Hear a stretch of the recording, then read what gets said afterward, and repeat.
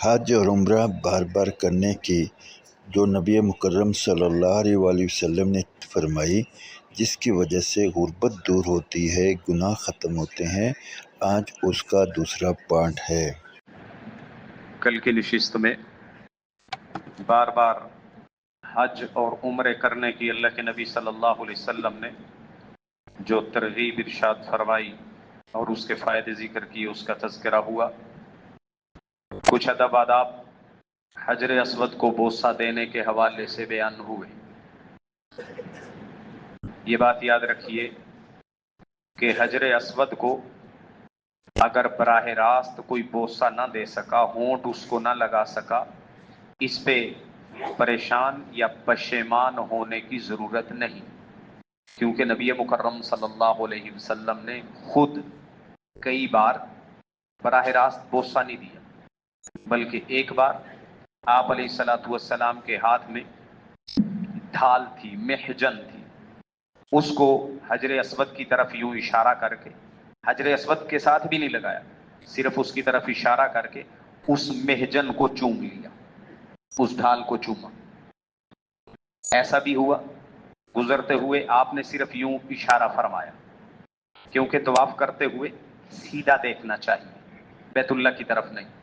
اور اس کی حکمت یہ ہے کہ اگر آپ بیت اللہ کی طرف دیکھنے لگ جائیں گے، کئی لوگوں کے دھکے آپ کو لگیں گے اور کئی ساروں کو آپ کے دھکے لگیں گے، اس لیے سامنے دیکھتے ہوئے چلنا چاہیے۔ تو آپ علیہ الصلوۃ والسلام نے بھی چلتے چلتے یوں اشارہ کیا حجر اسود کی طرف، اور پھر یوں اپنے ہاتھوں کو بوسہ دے لیا، جس کو استلام کہا جاتا ہے۔ اس سے بھی سنت ادا ہو جاتی ہے۔ اور بعد میں صحابہ کا بھی یہ معمول رہا، صحابہ نے حجر اسود کو بوسے دینے کے لیے یا تابعین نے، تبع تابعین نے کبھی بھی یوں کھینچا تانی نہیں کی تھی، اور کبھی بہت زیادہ اس کے لیے مشقتیں برداشت نہیں کی تھی۔ تو ہمارے لیے ان کا طریقہ ہے، بس اس کو مد نظر رکھنا چاہیے۔ اللہ کے گھر میں اللہ کے مہمانوں کو دھکے دینے سے بچنا چاہیے۔ دو چار باتیں اور بھی حجر اسود کے حوالے سے عرض کرتا چلوں کہ نبی مکرم صلی اللہ علیہ وسلم کے دنیا سے جانے کے تقریباً کوئی 305 یا 6 سال بعد حجر اسود چوری ہو گیا۔ بحرین کا ایک آدمی تھا، کرامتا فرقے کا، ابو طاہر کرامتی، وہ چوری کر کے لے گیا تھا، اس نے حملہ کیا تھا بیت اللہ پہ اور حجر اسود نکال کے لے گیا تھا۔ 22 سال تک حجر اسود نہیں تھا، پھر اس کے بعد بہت بھاری تاوان لے کے اس نے واپس کیا تھا، پھر حجر اسود لگایا گیا۔ پھر اس کے کوئی 40-45 سال بعد پھر ایک آدمی نے چوری کرنے کی کوشش کی، اکیلے نے توڑا، کچھ ٹکڑے چرانے میں کامیاب ہو گیا تھا۔ وہ جو نظر آتا ہے نا حجر اسود، وہ چاندی کا حلقہ ہے، اس کے بیچ میں چھوٹا سا ہے وہ پتھر، اور یہ بات درست ہے کہ جنت کا پتھر ہے، سفید تھا بالکل، بنی آدم کے گناہوں کی وجہ سے سیاہ ہوا۔ جو اس کو بوسہ دے گا یہ اس کے گناہوں کو چوس لیتا ہے، اور اس کے حق میں یہ قیامت والے دن گواہی دے گا۔ لیکن یاد رکھنا چاہیے پھر بھی ادب آداب اپنی جگہ پہ ہیں، دھکم پیل نہیں کرنی چاہیے۔ چوری ہوا، پھر اس کے کوئی 40-45 بعد پھر ایک آدمی نے کوشش کی، لیکن وہ پکڑا گیا تھا، چوری نہیں کر سکا، نقصان ہوا حجر اسود کا، لیکن ان ٹکڑوں کو دوبارہ جوڑ دیا گیا۔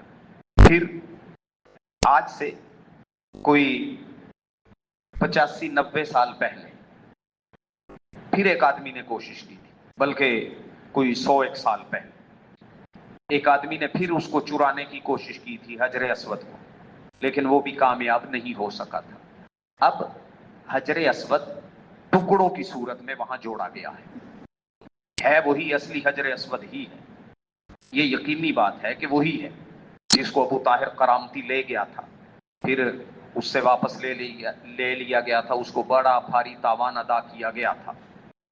تو حجر اسود کو بوسہ دینے کی اگر اطمینان سے، تسلی سے کسی کو توفیق مل جائے بغیر دھکا دیے، وہ تو بوسہ دے لے، ورنہ اگر دھکا دینا پڑے تو قطعاً بوسہ دینے کی کوشش نہ کریں، ورنہ اس کا اجر تو پتہ نہیں پھر ملے کہ نہ ملے، لیکن دھکے دینے کا گناہ بہت زیادہ ہوگا۔